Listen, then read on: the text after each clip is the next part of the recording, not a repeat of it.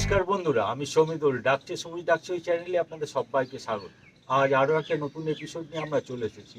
আজকের এই এপিসোডে আমরা আপনাদের খুব সুন্দর একটা নতুন আল্ট্রা রেয়ার ভ্যারাইটি ফলের চারার গল্প শোনাবো, এবং সেই ফলের চারাটি আমি কিভাবে সংগ্রহ করলাম, সেই ফলের চারাটির অরিজিন কি, এটি মূলত বিশ্বের কোন কোন জায়গায় পাওয়া যায়, এবং এই ফলের গঠন কীরকম, ফলের স্বাদ কীরকম, এই সমস্ত বিষয়ে আজ আমরা আলোচনা করব।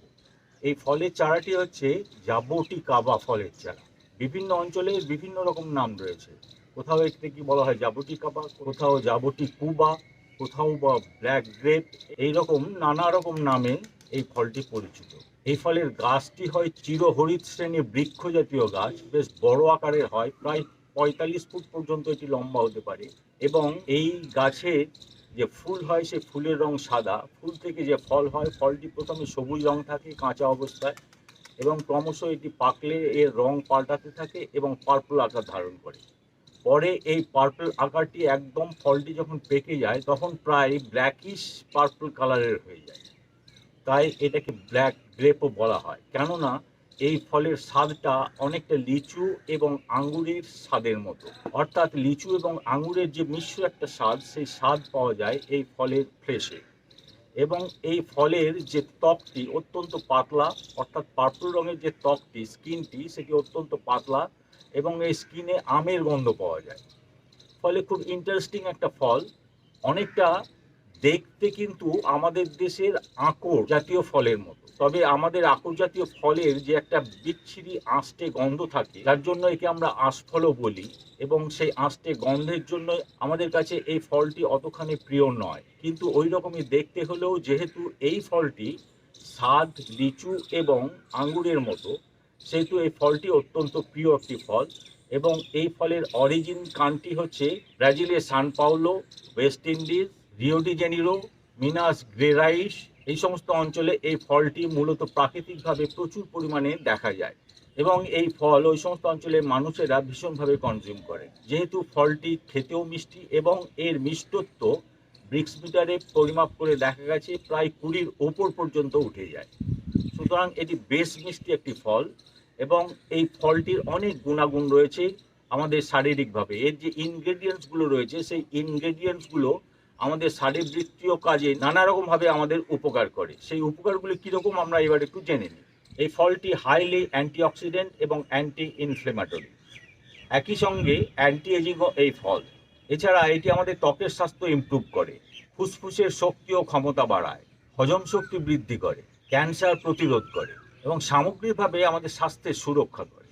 ফলে এত গুণসম্পন্ন এই ফল, এবং এটি ট্রপিক্যাল রিজিয়নের একটি ফল, অর্থাৎ উষ্ণ আবহাওয়ায় এই ফলটি ভালো উৎপাদন হয়। এবং এই ফলের গাছটি সূর্যের আল্ট্রাভায়োলেট রেটা সহ্য করতে পারে না, অর্থাৎ ডাইরেক্ট সূর্যালোক এটি খুব বেশিক্ষণ সহ্য করতে পারে না। তাই কোনো গাছের আড়ালে বা গাছ দিয়ে ঘেরা জায়গায় এই গাছটি রোপণ করলে, বা আমাদের ছাদ বাগানে টবে সেমি শেডে এটিকে রোপণ করলে পরে এর ভালো উৎপাদন সম্ভব। এবং এর মাটির পিএইচ লেভেল, অ্যাসিডিটি বা অম্লত্ব একদম পছন্দ করে না। পিএইচ লেভেল এর 5.5 থেকে 6.5-এর মধ্যে থাকা উচিত। অর্থাৎ যে মাটিতে আমরা এই গাছটি রোপণ করব, সেই মাটির পিএইচ লেভেল 5.5 থেকে 6.5-এর মধ্যে থাকাই শ্রেয়। এই ফলটি আমাদের হৃৎপিণ্ডের স্বাস্থ্য নিয়ন্ত্রণ করে। অ্যাজমার প্রকোপ থাকলে সে অ্যাজমার প্রকোপ প্রতিহত করে। টাইপ 2 ডায়াবেটিস রোগে যারা আক্রান্ত, তারা এই ফল খেলে পরে কিছুটা উপকার পাবে। বীজ থেকে এই গাছের চারা উৎপন্ন হওয়ার পর এটি ম্যাচিওর একটি গাছে পরিণত হতে 5 থেকে 8 বছর টাইম লেগে যায়। অর্থাৎ এটি যখন ফল ধারণ করার ক্ষমতা অর্জন করে, সেটা প্রায় 5 বছর পর। বীজ থেকে এই গাছটি অঙ্কুরিত হবার পর সেটি 5 বছর থেকে 8 বছরের মধ্যে ম্যাচিওর হয় এবং ফল ধারণ করতে সক্ষম হয়। এবং প্রথম 2-3 বছরে এর গ্রোথ তেমন প্রায় লক্ষ্যই করা যায় না। প্রথম 2-3 বছরে এই গাছটি সাধারণত তার শিকড় বৃদ্ধিতে মন দেয়, এবং শিকড়কে শক্তিশালী করে তোলে, স্বাস্থ্যবান করে তোলে, যাতে পরবর্তী পর্যায়ে সে গাছের কাণ্ড শাখা প্রশাখা বৃদ্ধির ক্ষেত্রে অনেকখানি সহায়ক হয়ে ওঠে। বোটানিক্যালি এটি হলো মার্টাসি ফ্যামিলির উদ্ভিদ। এর জেনাসটি হলো প্লিনিয়া, এবং স্পেসিসটি হলো পি কলিফ্লোরা।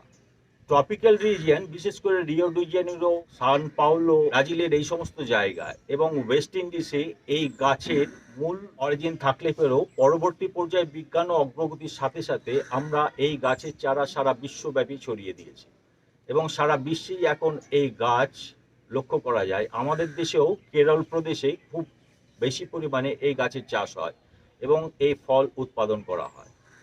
এই গাছের কাণ্ড এবং শাখা প্রশাখা থেকেই ফুল বেরোতে শুরু করে।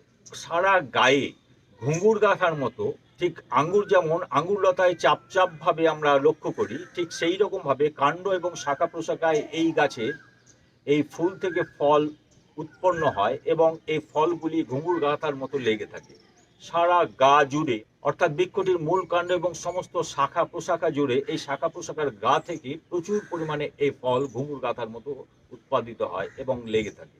এবং এই ফলগুলি যখন পাকে তখন ভারী সুন্দর দেখায়, ভীষণ সুন্দরী হয়ে ওঠে এই গাছটি।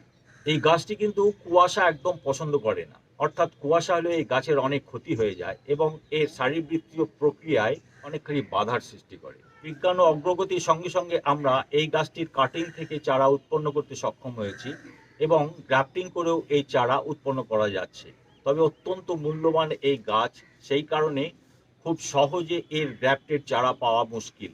কোথাও কোথাও আমাদের দেশে এই চারা সংগ্রহ করা যায়, তাও সিডলিংয়ের চারা, এবং সেই সিডলিংয়ের চারা হলে পরেও যদি সেটি 4-5 বছরের পুরনো চারা হয় তাহলে সেই চারার গাছে ফল পেতে আর 2-3 বছর অপেক্ষা করলেই হয়ে যায়। সেই কারণে আমি এই গাছের চারার জন্য ভীষণভাবে খোঁজ করতে শুরু করি। পরে জানতে পারি রানাঘাটের ওয়েব গার্ডেনের মালিক জয়দীপ মন্ডল বাবুর কাছে এই জাবুটিকাবা ফলের একটি মাদার গাছ রয়েছে এবং সেই মাদার গাছ থেকে তিনি গ্রাফটেড চারা তৈরির উদ্যোগ নিয়েছেন। তবে সেটি পেতে একটু দেরি হবে, কিন্তু বেশ কিছু এই ফলের সিডলিং চারা তিনি তৈরি করতে সক্ষম হয়েছে। এটা জানার পরেই আমি তার সঙ্গে যোগাযোগ করি এবং বলি আমার একটি জাবুটিকাবা ফলের চারা চাই। উনি বলেন সেটা পাওয়া যাবে, তবে একটু দাম বেশি, 2350 টাকা এই ফলের চারাটির দাম পড়বে এবং কুরিয়ার চার্জ পড়বে 260 টাকা। সেই মতো আমি তাকে পাঠিয়ে দিই এবং পাঠিয়ে দেওয়ার পর তিনি আমাকে সঙ্গে সঙ্গে একটি গাছের চারা প্যাকেজ করে ডিটিডিসি কুরিয়ারের মাধ্যমে আমাকে প্রেরণ করে এবং সেটি আজ আমার হাতে এসে পৌঁছেছে। কি অবস্থায় সেটি আমার হাতে এসে পৌঁছেছে সেটা আমি আজ আপনাদের খুলে দেখাবো, আনবক্স করে দেখাবো এই চারাটির রূপ এবং সৌন্দর্য, এবং কেমন চারা তিনি পাঠিয়েছেন সেটাও আমি দেখব। তবে এই যে আলট্রা রেয়ার ভ্যারাইটি চারার খোঁজ, এই চারার খোঁজ আমি খুব সহজেই পেয়ে যাই এই জয়দীপ বাবুর কাছ থেকে। অর্থাৎ রানাঘাটের এই জয়দীপ মন্ডল বাবু ভীষণভাবে আলট্রা রেয়ার ভ্যারাইটি ফলের চারার দিকে আগ্রহী এবং যারা এই আলট্রা রেয়ার ভ্যারাইটি ফলের চারা তাদের ছাদ বাগানে রোপণ করতে চান তারা তার সঙ্গে অবশ্যই যোগাযোগ রাখেন, ঠিক যেমন আমি রেখেছি। এবং এই যোগাযোগ রাখার কারণেই তার কাছে যখনই এই ধরনের আলট্রা রেয়ার ভ্যারাইটি ফলের চারার সংগ্রহ হাতে আসে এবং তা কাস্টমারদের দেওয়ার পজিশনে তিনি আসতে পারেন, তখনই তিনি আমাদের মেসেজ করে জানান এবং আমরা মেসেজ করে জানতে পারি যারা আলট্রা রেয়ার ভ্যারাইটি ফলের চারা ছাদ বাগানে লাগাতে আগ্রহী তারা তার কাছ থেকে সেই চারা সংগ্রহ করে ফেলি। তবে খুব কম চারাই তিনি সাধারণত সরবরাহ করতে সক্ষম হন। পাইকারি হারে বিপুল পরিমাণে চারা দেবার ক্ষমতা এর নেই। তিনি অন্য পেশায় নিযুক্ত এবং গার্ডেনিংটি তিনি করেন অত্যন্ত শখের জন্য এবং গাছ ভালোবাসেন, সবুজ ভালোবাসেন এবং গাছের প্রতি, সবুজের প্রতি তার একটা আলাদা মোহ এবং স্নেহ ও মায়া মমতা রয়েছে। তাই তার সঙ্গে আমাদের যোগাযোগ এবং সম্পর্কটুকু গড়ে উঠেছে এবং এই সম্পর্কের কারণেই আমরা পরস্পরের ছাদ বাগানের গাছগুলোকে সমৃদ্ধ করতে সক্ষম হচ্ছি এবং আমাদের ছাদ বাগানের সংগ্রহের পরিমাণও বাড়াতে সক্ষম হচ্ছি এবং দিন দিন এইভাবেই আমাদের পারস্পরিক যোগাযোগের মাধ্যমে আমাদের ছাদ বাগানগুলি আরও এনরিচড হয়ে উঠছে এবং আরও সুন্দর হয়ে উঠছে। তো আসুন এবার আমরা মূল পর্বে চলে যাই। আমরা দেখি এই জয়দীপ মন্ডল বাবু রানাঘাট থেকে আমাকে যে জাবটিকাবা ফলের চারাটি পাঠিয়েছেন সেই ফলের চারাটির রূপ কীরকম এবং কি অবস্থায় সেটি আমার হাতে এসে পৌঁছলো। এই অবস্থায় এসে পৌঁছেছে প্যাকেজটি। এই হচ্ছে প্যাকেজটির রূপ। আমি এর চারিদিকটা আপনাদের সামনে ঘুরিয়ে দেখিয়ে দিচ্ছি। তবে একটা কথা বলে নেওয়া ভালো, এই ডিটিডিসি কুরিয়ার সার্ভিস খুব ভালো। এরা খুব রেসপন্সিবিলিটির সঙ্গে যে কোনো লাইভ প্ল্যান্ট সরবরাহ করে থাকেন, কিন্তু এই ক্ষেত্রে আমি দেখছি, অর্থাৎ এই চারটি যে অবস্থায় জয়দীপ মন্ডল বাবু পাঠিয়েছিলেন সেই অবস্থায় আমার হাতে এসে পৌঁছনি। মাথার দিকটা কিছুটা বসে গেছে, জানি না ভেতরে চারটি তার জন্য ইনজিওর্ড হয়েছে কিনা। এটি আনবক্স করলেই বোঝা যাবে এর ভেতরে চারটি কি অবস্থায় আছে, ইনজিওর্ড নাকি আনইনজিওর্ড। সে যাই হোক, আমরা চারাটি এবার ওপেন করব, ওপেন করে দেখে নেব চারাটি কি অবস্থায় আছে।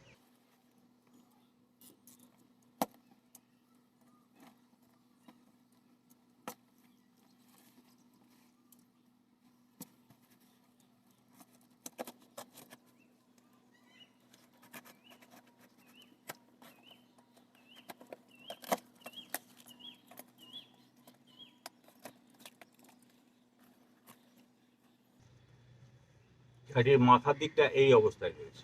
আমরা এবার এই প্যাকেজটির লম্বা দিক বরাবর উপর থেকে নিচ অব্দি কেটে নেব।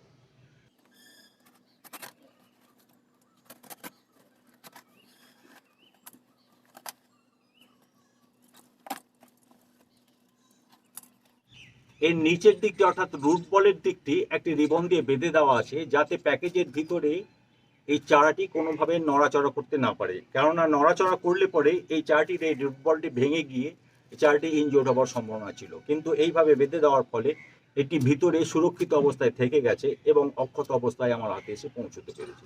মাথার দিকটা কিছুটা বসে গেলে পরেও চারাটির কিন্তু আদৌ ইনজুরি হয়নি, এটি সুস্থ অবস্থাতেই আছে এবং ভালো অবস্থায় আমি চারাটি পেয়েছি।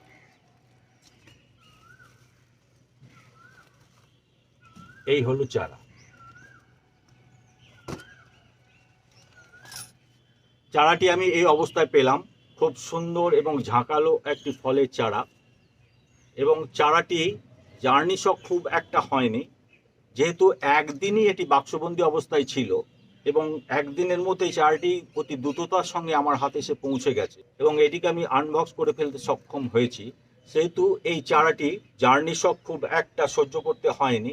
যেটুকু সামান্য হয়েছে সেটুকুও এটি অ্যাবজর্ব করে নিতে সক্ষম হবে। আমি এটিকে এখন তো পটিং করব না, এর পটিং করার জন্য মাটি প্রস্তুত করতে হবে এবং সেই মাটি কিভাবে প্রস্তুত করব তার একটা বিশেষ পদ্ধতি রয়েছে, কেননা একটি বিশেষ আল্ট্রা রেয়ার ভ্যারাইটি ফলের চারা এবং এই ফলের চারার সমস্ত দিক লক্ষ্য রেখে আমাকে এর মাটিটি তৈরি করতে হবে এবং এর উপযুক্ত মাটি তৈরি করার সময় তার একটি ভিডিও আমি আপলোড করব এবং আমি অবশ্যই আপনাদের সঙ্গে সেটি পরবর্তী পর্যায়ে শেয়ার করব। এই চারাটির রুট বলটি অনেকখানি বড় এবং মাটির পরিমাণ অনেকখানি বেশি রয়েছে, তাই এর কুরিয়ার চার্জটা একটু বেশি পড়েছে। সে হোক, কিন্তু একটি ভালো চারা যখন আমরা পাবো হাতে এবং তার দাম যদি একটু বেশি হয়, তা কোনো রকম অসুবিধার সম্মুখীন হয় না এবং আমরা খুব আনন্দিত হই একটি গাছের চারা এইভাবে সংগ্রহ করতে পারার পর। আমি ধন্যবাদ জানাই জয়দীপ মণ্ডল বাবুকে তার এই আন্তরিক সহযোগিতার জন্য। তো এই হলো আমাদের আজকের পর্ব। এই চারাটি আমি আজ আমার ছাদ বাগানে নতুনভাবে সংযোজন করলাম এবং আমার ছাদ বাগানের যে বিদেশি রেয়ার ভ্যারাইটি ফলের চারাগুলি রয়েছে সেই চারাগুলির সঙ্গে এই নতুন আরও একটি চারা সংযোজিত হলো।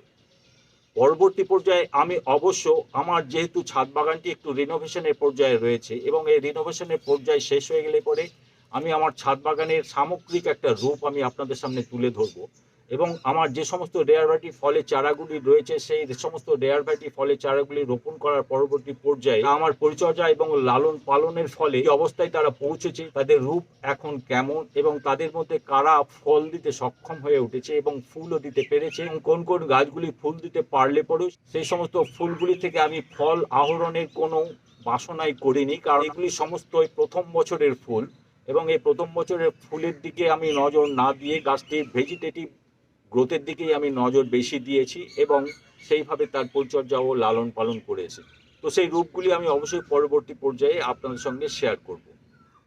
তো এই ছিল আমাদের আজকের পর্ব। এই পর্বটি যদি আপনাদের ভালো লেগে থাকে এবং আপনাদের কৌতূহল জাগায় এবং আপনারা যদি আনন্দ বোধ করেন এই নতুন একটা ফলের চারা চেহারা দেখে এবং তা যদি আপনাদের কিছুটা তৃপ্তি এনে দিতে পারে, তাহলে এই পর্বের সাফল্য।